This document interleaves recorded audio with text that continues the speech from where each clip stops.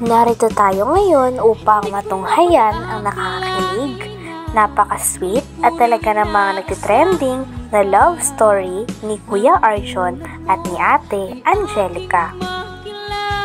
Sa pagpapatuloy ng ating istorya ay magkasama noon si Kuya Arjon at si Ate Angelica dahil papasyal na naman sila at paniguradong mag-e-enjoy sila dahil sa ganda ng lugar na kanilang pinuntahan.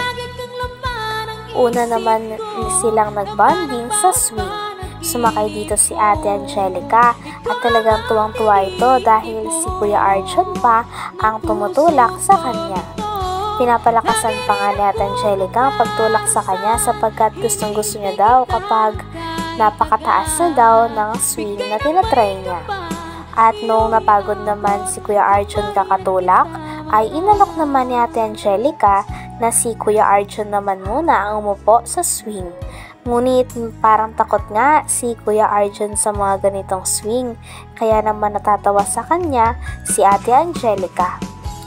Grabe at iniingatan nga din ni Kuya Arjon si Ate Angelica kapag nag-swing at ganun din si Ate Angelica kay Kuya Arjon. Talagang kitang-kita na nag-care na sila sa isa't isa. Pero kamukha mo siya sa mata. Nag-aaral ka ba ka? Kamukha ko sa mata. Oo. Pero cute naman. Cute? Ikaw ang kamukha mo din ng tiger eh. Bakit tiger? Kasi mabagsik ka magmahal.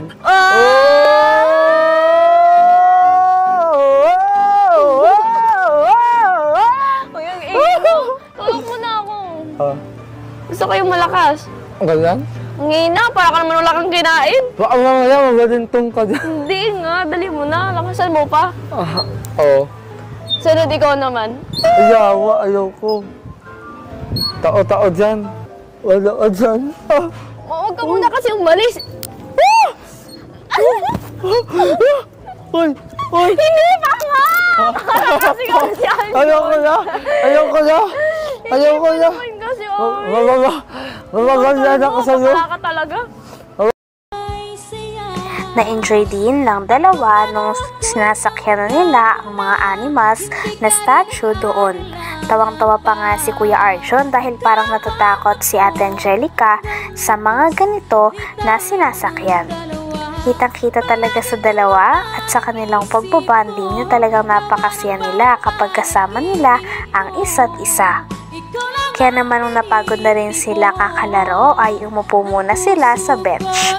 Doon sinabi ni Ate Angelica kay Kuya Arjon na talagang humahanga daw siya kay Kuya Arjon.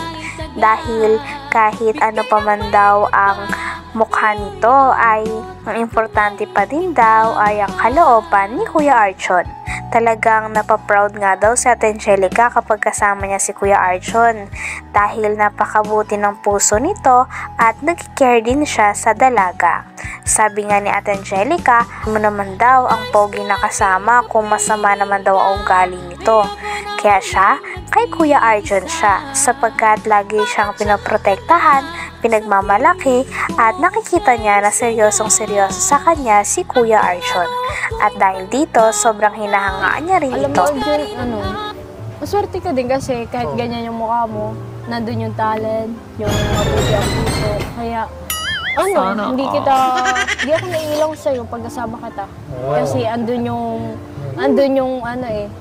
yung kabutihan ng puso. Hindi naman talaga sa itsura nakikita yun. Oo nga, ang gwapo nga nung kasama mo, pero iba yung ugali. Wala din. Maraming salamat talaga. Okay. Alam mo, yan ang inakasalamat ko sa Panginoon. Kasi binigay na sa akin ng isang babaeng katulad mo na uwad ng ganda, ng kabaitan, ng kasipagan, ng katulunuhan. Ako din sa lahat, yung panindigan sa buhay. Kahit wala ka tayo sa camera, sobrang natin dalawa eh. Oo nga eh. Di ko din in-expect kasi na sobrang close ko sa'yo. Parang ang tagal na natin magkakilala eh. Oo nga eh. Pero parang naman, di naman tayo talaga magkakalala. Oo nga eh. Pero ang ganong loob. Ganun. Sa akin hindi ko alam nung una ito mailala. Nung ka-graduate mo, grabe. Iba yung... Joke! Oo, malakas yung idig ng puso ko.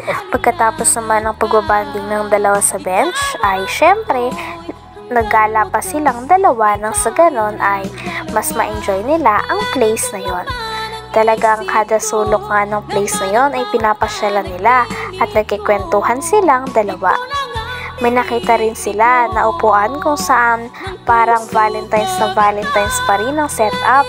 Kaya naman umupo sila at napaka-sweet nga ng dalawa nang hinahawakan ni Kuya Arjon ng kamay ni Ate Angelica at nilagay ito sa kanyang pisngi. Grabe at napakaraming manonood nga ang kinilig dahil napaka-cute ng dalawa tignan at parang kitang-kita natin na mahal na mahal talaga ni Kuya Arjon si Ate Angelica. Si Ate Angelica naman din ay kinilig nung kinuha ni Kuya Arjon ang kanyang kamay at nilagay sa pisngi nito. Grabe na talagang kaganapan sa dalawang ito dahil patagal ng patagal ay mas lalong nagiging sweet na talaga sila sa isa't isa. Ay, grabe dito. Valentine's pa rin, no? Oo nga, ang Grabe. ganda. Ayan, no? Tayo. Yan. Grabe, no? Ba't pink sa'yo? Mabait. Hoy, Oo. ba't pink din sa iyo? Alam na, binabaklaan ka.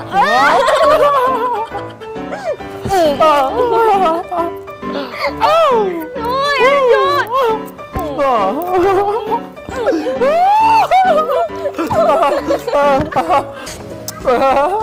Yung naman mo, oh. Yan! Ang katarayan mo! Ganito. Ano man yun, Arjon? Para wag nawala ako sa walong, di ba ang alimutan, di ba? Yung ulls ko, kukasiin mo. Hindi nagtagal ay nagutom na rin si Kuya Arjon at si Ate Angelica, kaya naman dumiretso na rin sila sa kainan. At hanggang doon ay nagkikwentuhan at nagbabanding pa rin ang dalawa. Talagang sinusulit nila ang kanilang mga banding dahil walang pasok nun si Ate Angelica. Nang dumating na rin ang mga pagkain na kanilang in-order ay syempre sinimulan na nila na magdasal. Talagang tuwang-tuwa nga din ang mga viewers sa kanila dahil hindi sila nakakalimot na magpasalamat muna kay Lord bago sila kumain. Lagi ding pinapangunahan ni Ate Angelica ang pagpipray, kaya naman lalong mas humahanga si Kuya Arjon sa kanya dahil bukod sa mabait, napakaganda, napakasipag at napakatalino daw ni Ate Angelica ay malapit din siya sa Diyos. Pagkatapos naman ito ay makikita din natin kung gaano kaasikaso si Ate Angelica kay Kuya Arjon dahil talagang siya ang naglagay ng mga pagkain at nag-asikaso ng mga gusto ni Kuya Arjon noong oras na yon.